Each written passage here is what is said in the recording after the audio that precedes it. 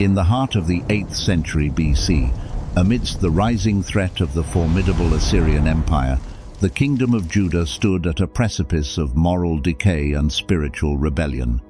It was in this tumultuous era that God called forth a man whose voice would echo through millennia, a prophet of unparalleled vision and eloquence, Isaiah. His name, meaning God is salvation, would become the very essence of his life's message, a powerful duality of divine judgment and unwavering hope. Isaiah's prophetic journey began with a breathtaking and terrifying vision. In the sacred temple of Jerusalem, he saw the Lord, high and exalted, seated on a throne. The train of his robe filled the temple, and above him were seraphim, celestial beings calling to one another, "Holy, holy, holy is the Lord Almighty. The whole earth is full of his glory." Overwhelmed by the divine presence and his own unworthiness, Isaiah cried out, "Woe to me, I am ruined, for I am a man of unclean lips, and I live among a people of unclean lips, and my eyes have seen the King, the Lord Almighty." But his despair was met with grace.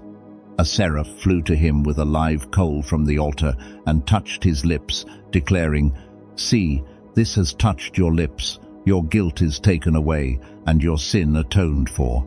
Purified and forgiven, Isaiah heard the voice of the Lord asking, "Whom shall I send, and who will go for us?" Without hesitation, Isaiah responded with the timeless words of surrender and commitment, "Here am I, send me." Thus began his difficult mission. Isaiah was sent to a people who had turned their backs on God, their hearts hardened by sin and injustice.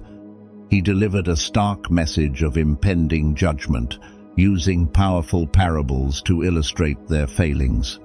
He spoke of a vineyard, lovingly cultivated by its owner, who expected a harvest of good grapes, but found only worthless, sour ones. The vineyard was Israel, and their sour grapes were the injustice, oppression of the poor, and empty religious rituals that had replaced true righteousness. Isaiah warned that God would not tolerate their hypocrisy. True worship must be accompanied by justice and mercy. Isaiah's influence extended to the highest levels of power. He served as a divine counselor to the kings of Judah, urging them to place their trust in God rather than in fragile human alliances. During the reign of King Ahaz, when Judah was threatened by a coalition of neighboring armies, fear gripped the nation. Ahaz considered seeking aid from the ruthless Assyrian Empire, a move that would have disastrous consequences. Isaiah confronted the king, delivering a message of reassurance directly from God. As a sign of God's faithfulness, Isaiah gave one of history's most profound prophecies. "Therefore the Lord himself will give you a sign. The virgin will conceive and give birth to a son, and will call him Immanuel." The name Immanuel, meaning God with us, was a promise that God had not abandoned his people. It was a beacon of hope, a declaration that even in their darkest hour, God's presence and protection were their ultimate security. Yet, Isaiah's message was not solely one of doom.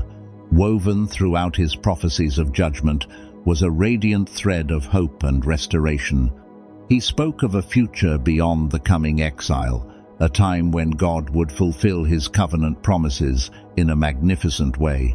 He foretold the coming of a righteous king from the line of David, a Messiah upon whom the Spirit of the Lord would rest. This king would not rule by might, but with wisdom, justice, and righteousness. He would establish an everlasting kingdom of peace, where the wolf will live with the lamb, and the earth will be filled with the knowledge of the Lord, as the waters cover the sea. This vision of a renewed creation and a redeemed people offered profound comfort and a future to cling to. The story of Isaiah is a testament to the dual nature of God's character, his absolute holiness that cannot abide sin, and his boundless mercy that desires to restore and save. Isaiah's life was one of unwavering faithfulness in the face of resistance, a courageous voice crying out in the wilderness of a nation's soul. He planted seeds of repentance and hope, reminding his people and all generations to come that true security is found not in earthly power, but in the steadfast love and sovereign plan of God. His prophecies, bridging judgment and salvation, continue to inspire and challenge us to live lives of justice, to trust in God's promises, and to look forward to the ultimate fulfillment of His glorious kingdom.